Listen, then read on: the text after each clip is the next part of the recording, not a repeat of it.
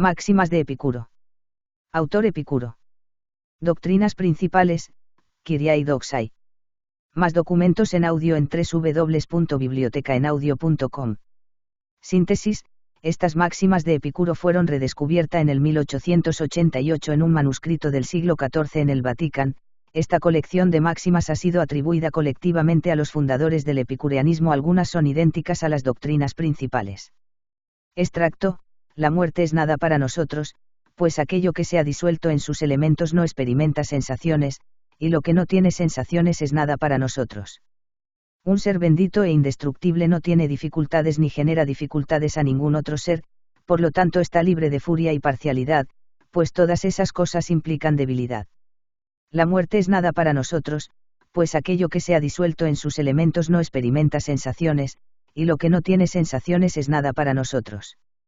La magnitud del placer llega a su límite cuando se remueve todo dolor.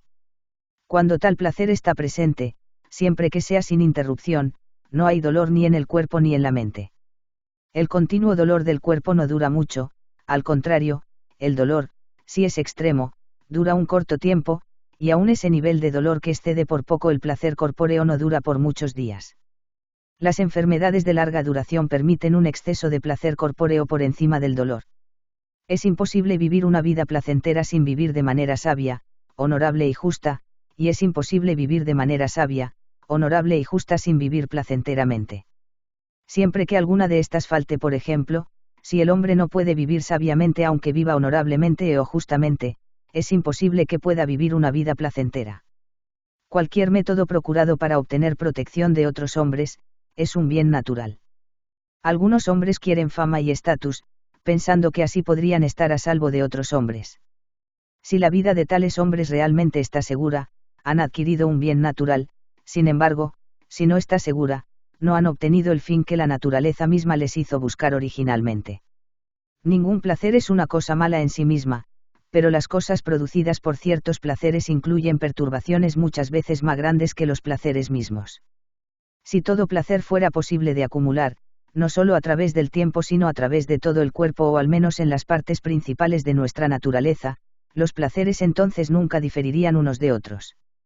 Si las cosas que producen placer a los hombres licenciosos de veras los liberaran de los miedos de la mente en lo que concierne los fenómenos celestiales y atmosféricos, el miedo a la muerte y el miedo al dolor, si, más aún, le enseñaran a limitar sus deseos, no deberíamos encontrar nunca un error en esas personas, porque entonces estarían repletos de placeres de toda fuente y nunca tendrían pena de cuerpo o mente, que es lo que es malo. Si nunca nos hubiéramos perturbado por causa de los fenómenos celestiales y atmosféricos, ni del miedo a la muerte, ni de nuestra ignorancia de los límites del dolor y los deseos, no tendríamos necesidad de la ciencia natural. Es imposible deshacerse de los miedos sobre los asuntos más importantes si uno no conoce la naturaleza de las cosas sino que aún le da algo de crédito a los mitos. De modo que sin estudiar la naturaleza no hay disfrute del puro placer. No hay ventaja en obtener protección de otros hombres mientras estemos alarmados por los eventos arriba y abajo de la Tierra, o en general por cualquier cosa que pase en el universo infinito. La protección de otros hombres, asegurada hasta cierto punto por el poder para expulsar y por la prosperidad material, en su más pura forma viene de una vida tranquila alejado de las multitudes. La riqueza requerida por la naturaleza es limitada y fácil de procurar, pero la riqueza requerida por los vanos ideales se extiende hasta el infinito. La suerte rara vez interfiere con el sabio, sus más grandes y altos intereses han sido, son y serán dirigidos por la razón a través de toda su vida. El hombre justo es el más libre de perturbaciones, mientras que el injusto está repleto de la mayor perturbación. El placer corporal no incrementa cuando se ha removido la pena del deseo, luego de eso solo admite variación. El límite del placer mental, sin embargo, se alcanza cuando reflexionamos sobre estos placeres corporales y sus emociones relacionadas, que solían causar a la mente las más grandes alarmas. El tiempo limitado y el ilimitado ambos dan una igual cantidad de placer, si medimos los límites del placer por la razón. La carne recibe como ilimitados los límites del placer, y para proveerlos se requiere de tiempo ilimitado. Pero la mente, comprendiendo el fin y el límite de la carne, y deshaciéndose de los terrores del futuro, procura una vida completa y perfecta, y ya no tenemos necesidad de tiempo sin límite. Sin embargo, la mente no repudia el placer, y aun cuando las circunstancias hacen que la muerte sea inminente, la mente no carece de disfrute de la mejor vida. Aquel que entiende los límites de la vida sabe que es fácil obtener aquello que remueve el dolor del deseo y hace la vida entera completa y perfecta. De ese modo ya no necesita las cosas que requieren de lucha. Debemos considerar como real la meta última y reconciliar nuestras opiniones con toda clara evidencia sensorial, de lo contrario todo estará repleto de incertidumbre y confusión. Si batalla contra sus sensaciones, no tendrá estándar al cual referirse, y por lo tanto ningún medio para juzgar incluso aquello que reclama ser falso. Si rechaza cualquier percepción sin pararse a distinguir entre sus opiniones sobre lo que ya ha sido confirmado como presente, ya sea en sensación o en sentimientos o cualquier otra aplicación del intelecto a las presentaciones, confundirá el resto de sus percepciones por causa de sus opiniones sin base y rechazará todo estándar de la verdad. Si se apura en concluir como confirmadas sus ideas basadas en opinión, así esperen confirmación o no, caerá en error, ya que estará manteniendo toda razón de duda en todo juicio entre la opinión correcta e incorrecta. Si no refiere en toda ocasión cada una de sus acciones al fin último prescrito por la naturaleza, sino que en sus elecciones y omisiones elige otro fin, sus acciones no serán consistentes con sus teorías. Todos los deseos que no llevan al dolor cuando permanecen sin satisfacer son innecesarios, pero el deseo es fácil de descartar cuando la cosa deseada es difícil de obtener o cuando los deseos parecen acarrear la posibilidad de producir daño.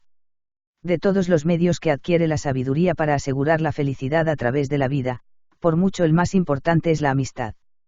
La misma convicción que inspira confianza de que nada que tenemos que temer es eterno o ni siquiera de larga duración, también nos permite ver que en los males limitados de esta vida nada incrementa nuestra seguridad tanto como la amistad.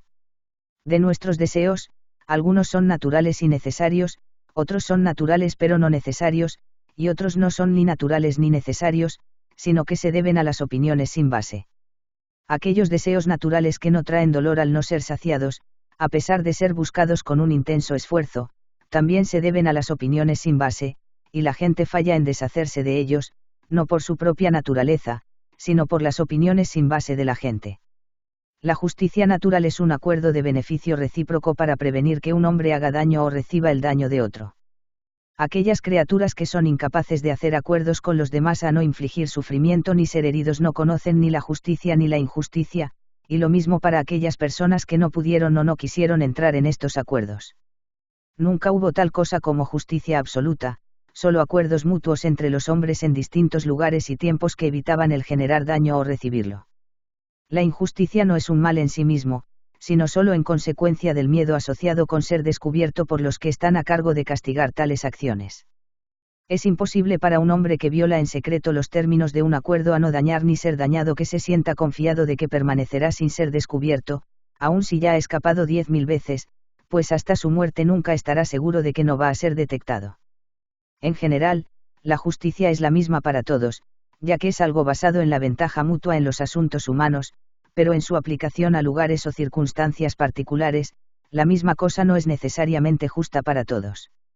Entre las cosas que la ley considera justas, todo lo que sea comprobado ventajoso en los asuntos de los hombres tiene la estampa de justicia, sea o no lo mismo para todos, pero si un hombre crea una ley y no prueba que es de ventaja mutua, ya no es justa.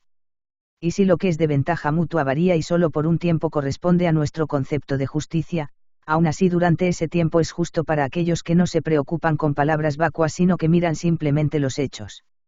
Donde sin ningún cambio de circunstancias, se observa que las cosas consideradas justas por la ley no corresponden con el concepto de justicia en práctica, tales leyes no son en realmente justas, pero dondequiera que las leyes han dejado de ser ventajosas por un cambio de circunstancias, en ese caso las leyes fueron justas durante el tiempo en que fueron mutuamente ventajosas para los ciudadanos y luego dejaron de serlas cuando ya no eran ventajosas.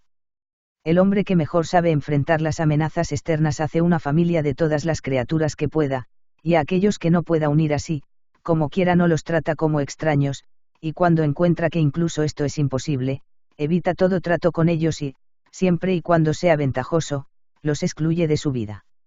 Los que poseen el poder de defenderse contra las amenazas de sus vecinos, ya que viven en posesión de la más segura garantía de estar a salvos, viven la vida más placentera unos con otros, y su disfrute de la más completa intimidad es tal que si uno de ellos muere prematuramente, los otros no lamentan su muerte aunque como si requiriera lástima. Más documentos en audio en www.bibliotecaenaudio.com